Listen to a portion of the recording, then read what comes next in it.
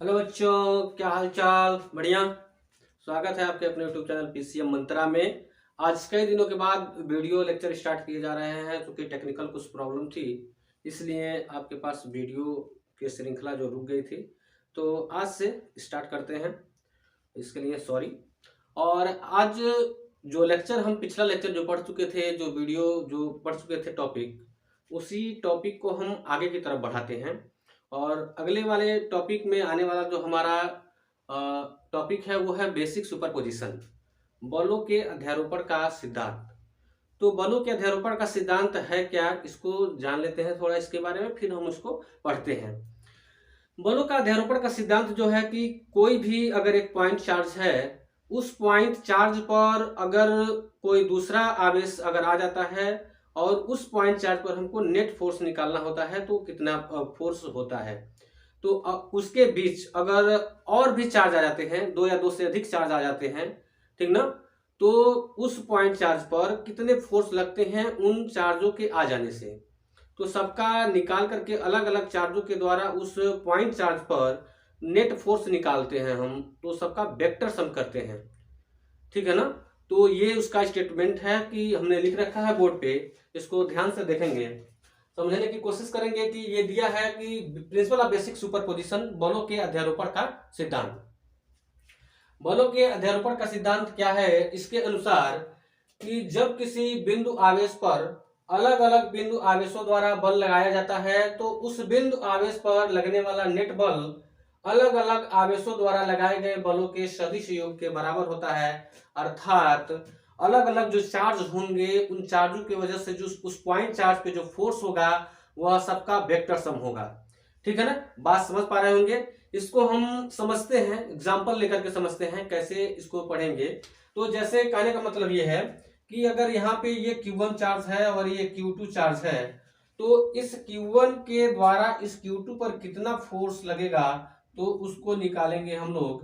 F on 2 is equal to, इसको लिख लेंगे F two 1, F due to 1।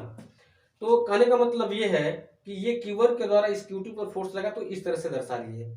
ठीक, उसके बाद अगर इनके बीच में अगर ये Q1 चार्ज था, इनके बीच अगर ये Q1 हो गया और ये Q2 हो गया और ये हो गया Q3, इनके बीच अगर तीसरा चार्ज Q2 आ गया और पूछ रहा है कि इस Q2 पर Q1 और Q3 के वजह से कितने फोर्स लगेंगे, ठीक है ना, नेट फोर्स कितना होगा। तो उसको कैलकुलेट करने के लिए ये भी इस पे फोर्स लगा रहा है और ये भी इस पे फोर्स लगा रहा है, तो नेट फोर्स जो होगा F net on 2 is equal to F two 1 plus F two 3, ये फोर्स हो जाएगा। ठीक है, यानी कि इस Q1 के द्वारा और Q3 के द्वारा Q2 पर जो फोर्स होगा, इसके Q1 और Q3 के द्वारा जो लगाए गए फोर्स होंगे, उनका वेक्टर सम कर लेंगे। बस खत्म है।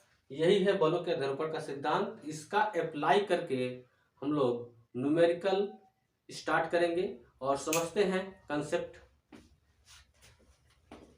समझते हैं। तो पॉलीगॉन टाइप पे हम बेसिस न्यूमेरिकल करेंगे। जैसे दे दिया है, क्वेश्चन दे दिया है, क्वेश्चन के हिसाब से कंसेप्ट को समझ लेंगे।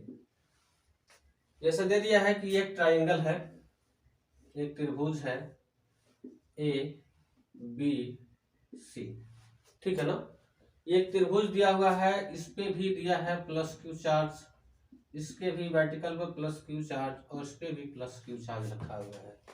यानी कि ए बी सी एक त्रिभुज, यह एक समबाहु त्रिभुज है और समबाहु त्रिभुज के तीनों शीर्षों पर एक plus Q plus Q plus Q charge रखा है। इनके बीच का जो डिस्टेंस है ए है, ये भी ए है, ये भी ए है, ठीक है ना। एंगल 60 डिग्री होगा, ये तो पता ही है।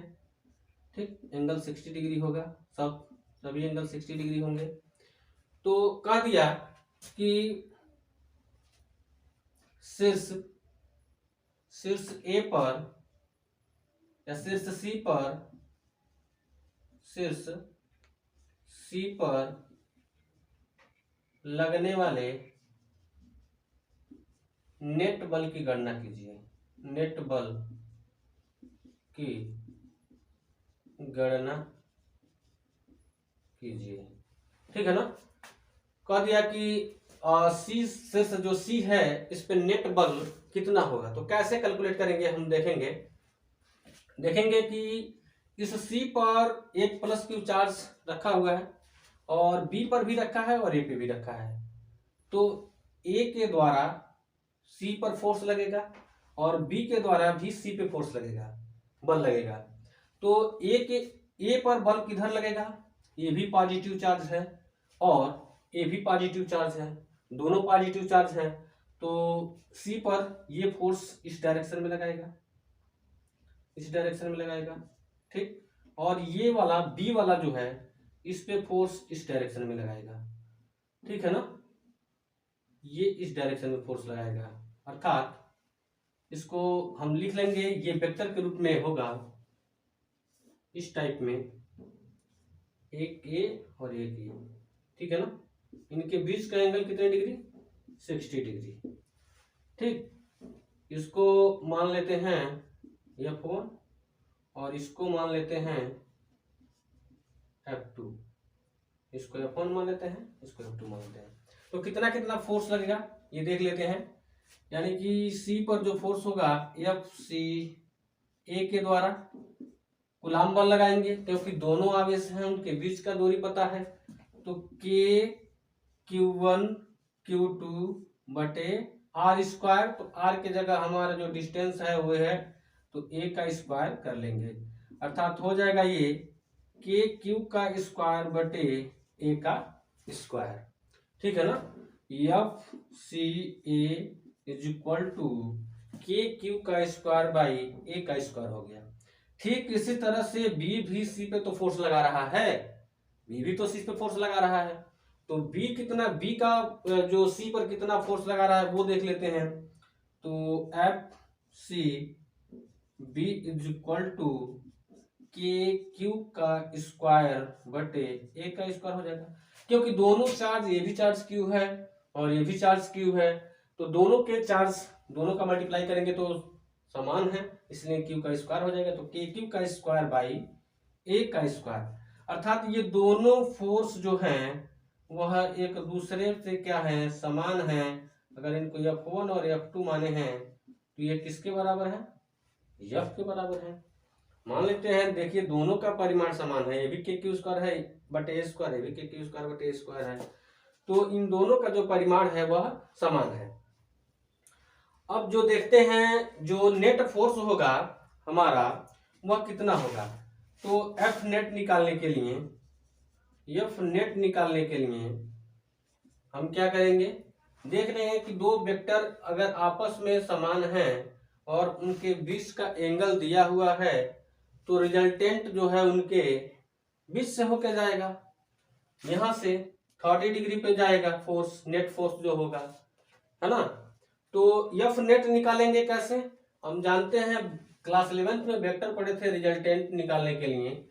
जब दो वेक्टर दिया होता था, एक वेक्टर अगर A दिया है और एक वेक्टर B दिया है, अगर ये 90 डिग्री पर है तो इनका परिणामी निकालने के लिए हम फार्मूला लगाते थे, vector R is equal to root में A का स्क्वायर प्लस B का square, vector A square plus B square plus 2AB cos थीटा। ठीक है ना। परिणामी वेक्टर का हम फार्मूला लगाते थे A square plus B square plus 2AB cos theta, जब क्या एंगल दिया हो और दो अलग अलग वेक्टर दिए होते हैं। तो ये दोनों वेक्टर ही तो हैं, ये वेक्टर का काम कर रहे हैं। तो फोर्स, नेट फोर्स जो होगा, नेट फोर्स के लिए हम क्या फार्मूला अप्लाई करेंगे, रूट में A स्क्वायर का मतलब F का स्क्वायर, F1 का स्क्वायर मतलब F1 F ही है तो F1 का स्क्वायर F का स्क्वायर हो जाएगा, प्लस F2 का स्क्वायर, वो भी F2 भी क्या है, F1 F2 दोनों F है, तो F का स्क्वायर प्लस F का स्क्वायर प्लस 2 F1 F2 होगा। तो F1 F2 दोनों का परिमाण समान है, इसलिए 2f² हो जाएगा इनटू cos कितने डिग्री रखेंगे, 60 डिग्री रखेंगे। तो cos 60 डिग्री का वैल्यू पता है 1/2 होता है, तो रूट में रखेंगे f² प्लस 2f² इंटू 1/2 हो जाएगा। तो 2 से 2 कैंसिल हो जाएगा, ये आ जाएगा f² plus f² plus f², 3f² आ जाएगा। तो 3f² हो जाएगा, तो f के लिए रूट हट जाएगा, f के लिए रूट हट जाएगा, तो ये आ जाएगा f√3। अर्थात जो हमारा f का जो मैग्नीट्यूड है, जो परिमाण है, वह कितना है, KQ² बाई A² है। KQ² बाई A² है, तो यहाँ पे पुट करेंगे तो √3 KQ² बाई A²। अर्थात जो F नेट होगा, C पर जो नेट होगा फोर्स, वह कितना होगा, रूट में 3KQ² बाई A²। तो इस तरह से हम लगाएंगे। ये ट्राइंगल पे बेसिस दे देगा, कहेगा कि एक समबाहु त्रिभुज के शीर्षों पर एक प्लस क्यू आवेश प्लस क्यू आवेश प्लस क्यू आवेश, वो प्लस भी दे सकता है और माइनस भी दे सकता है। प्लस क्यू आवेश प्लस क्यू आवेश प्लस क्यू आवेश रखा हुआ है, किसी एक वर्टिकल पर पूछ लेगा। ये ए पे भी पूछ सकता है, बी पे भी पूछ सकता है और सी पे भी पूछ सकता है। तो ऐसा नहीं है कि हमने सी पर निकाला तो सी पर ही हम निकालेंगे, हम किसी वर्टिकल पर फोर्स हम निकाल लेंगे, ठीक है ना। यानी कि इस पे अगर फोर्स निकालेंगे ए पर, तो इसके द्वारा इस पे इधर फोर्स कार्य करेगा और इसके द्वारा इधर फोर्स कार्य करेगा, फिर यही भी वेक्टर बनेगा। अर्थात जब फोर्स लगेगा इनके द्वारा, तो जो इनका 30 डिग्री पर जो है उनका रिजल्टेंट जाएगा। और नेक्स्ट क्वेश्चन इसी पे बेसिस हम कर लेते हैं एक स्क्वायर के रूप में।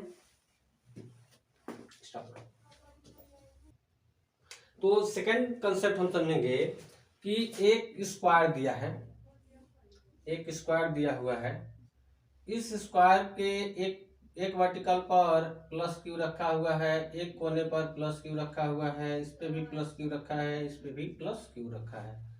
इनके बीच का जो डिस्टेंस है, ये भी ए है, ये भी ए है और ये भी ए है और ये भी ए है, ठीक।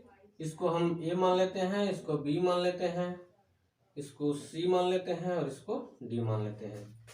अब फिर इस तरह से एनसीईआरटी के एग्जाम्पल में देखेंगे, पहले चैप्टर के एग्जाम्पल में, तो आपको इस तरह के जो क्वेश्चन होंगे मिलेंगे। एग्जाम्पल देख लेंगे। एग्जाम्पल में सवाल दिया हुआ है कि एक त्रिभुज है, उसके शीर्ष पर प्लस क्यू आवेश और प्लस क्यू आवेश, तीन तरह के जो चार्ज हैं रखे हुए हैं और उनके बीच का डिस्टेंस भी दिया हुआ है और एंगल भी दिया हुआ है। तो कैसे हम जो है नेट फोर्स किसी एक शीर्ष पर पूछेगा तो कैसे लगाएंगे, तो वो एक ट्राइंगल के रूप में पढ़ लिए और एक स्क्वायर के रूप में पढ़ लेते हैं कि स्क्वायर के रूप में कैसे सॉल्व करेंगे हम। तो यहाँ पे देख रहे हैं कि एक सी चार्ज पे अगर नेट फोर्स पूछ रहा है, कह दिया कि एक वर्ग के शीर्ष पर चार आवेश जो हैं रखे हुए अलग अलग शीर्षों पर, और उस पे किसी एक पर पूछ रहा है कि नेट बल कितना होगा। जैसे मान लीजिए पूछ लिया कि शीर्ष सी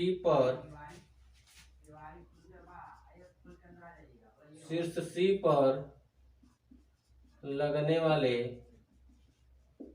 नेट बल की गणना कीजिए, नेट बल की गणना कीजिए, नेट बल की गणना कीजिए, ठीक है ना। कंसेप्ट समझते हैं हम, कंसेप्ट समझ जाएंगे तो न्यूमेरिकल एकदम बिल्कुल इजी हो जाएगा, बस वैल्यू हमको रखना रहेगा, ठीक है ना। तो ए बी सी डी ये चार आवेश दिए हुए हैं और इस सी पर पूछ रहा है कि नेट फोर्स कितना होगा। तो सी पर नेट फोर्स निकालने के लिए हम क्या करेंगे, फिर वही चीज अप्लाई करना है हमको कि देख रहे हैं कि एफ लिखेंगे, एफ पे सी पे कितना फोर्स लग रहा है, कि कौन कौन से चार्ज पे लगाएंगे, बी भी लगाएगा, ए भी लगाएगा और क्या डी भी लगाएगा। ये तीनों मिलकर के सी पर फोर्स लगाएंगे और नेट फोर्स निकालने के लिए हम तीनों को क्या करेंगे, वेक्टर सम कर लेंगे तीनों का। तो एफ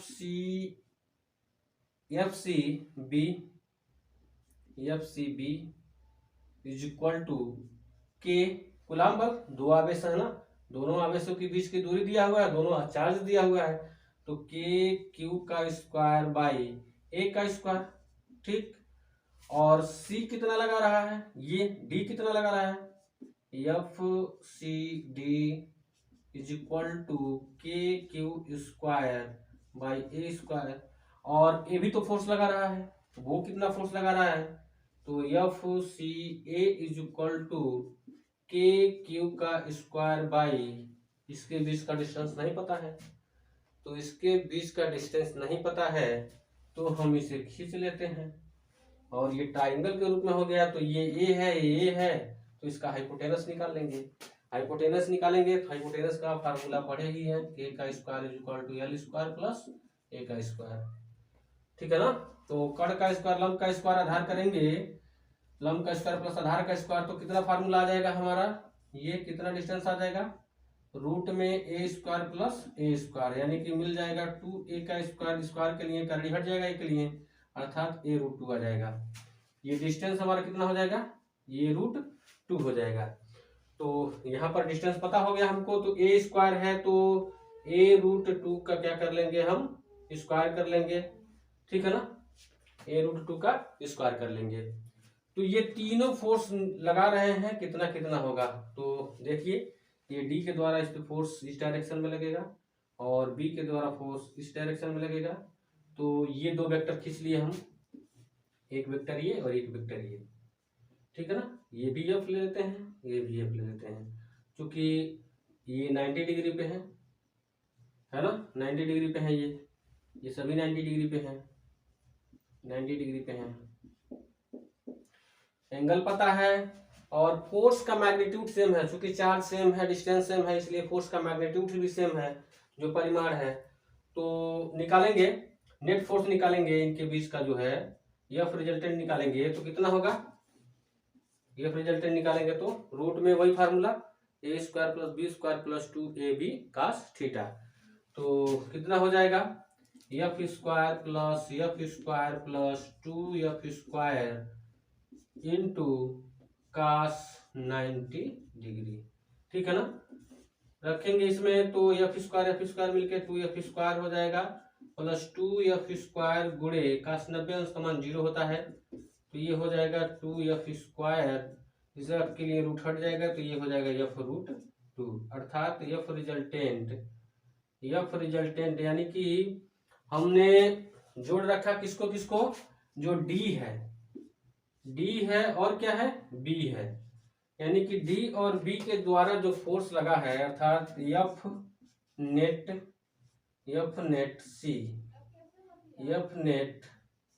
पॉइंट C पर कितना फोर्स लगेगा, तो जो B है और जो D है इनको हम ऐड कर ले रहे हैं, यानी कि FCB प्लस FCD इनका प्लस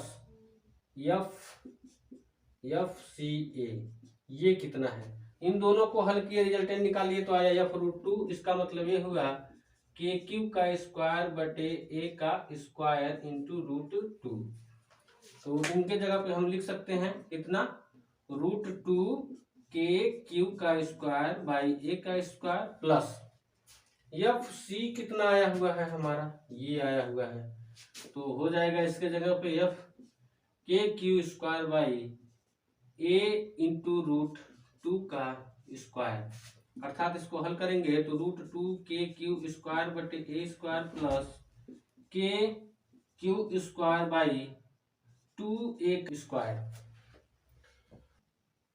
तो ये रूट 2 के Q square by A square वो हमारा वैल्यू आया हुआ है, उसको रखेंगे, प्लस जो ए के द्वारा जो वैल्यू लग रहा है, जो फोर्स लग रहा है वो रख लेंगे, यहाँ पे दोनों को ऐड करेंगे, यहाँ पे दोनों को ऐड करेंगे, एफ